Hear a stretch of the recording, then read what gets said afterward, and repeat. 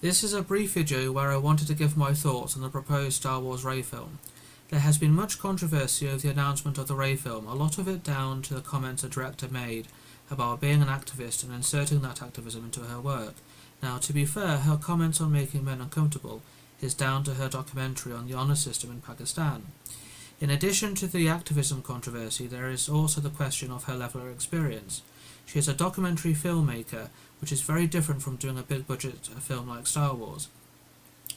There are also conflicting rumours stating it has been cancelled, to it having a script or a draft script, to there being no script at all. There is also the point of the lack of popularity of the main character of Rey, and in effect giving her Luke Skywalker's job after Return of the Jedi. I should note that a lot of the blame on how the character of Rey has been received is down to the writers and the directors of the sequel trilogy and their poor choices that they made during the making of that trilogy. The reality is we are a long way off knowing whether this film will be made or not, and there are other factors to consider. Firstly, the proxy fight between Bob Iger and Nelson Peltz. Which way is that going to go and who will win? Secondly, the length of time that proxy fight will take. We don't know how long that's going to rumble on for. The third point is the impact of who wins, and will Bob Iger last until his contract expires in 2026, and will it be renewed or not, and the issue of his legacy, which the sequel trilogy is a part. Fourthly, the point as to whether Disney can afford to continue to borrow and spend as much as they have, not just on their films but also their TV shows which have feature film levels of budget.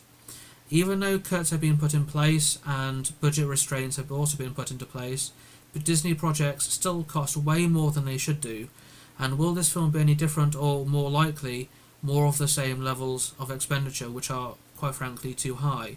And finally, can Disney also afford to risk another financial loss on a controversial film with a controversial character, with another controversial director, considering the staggering losses that they have already, in addition to other controversies over other films like Snow White and Little Mermaid, etc.?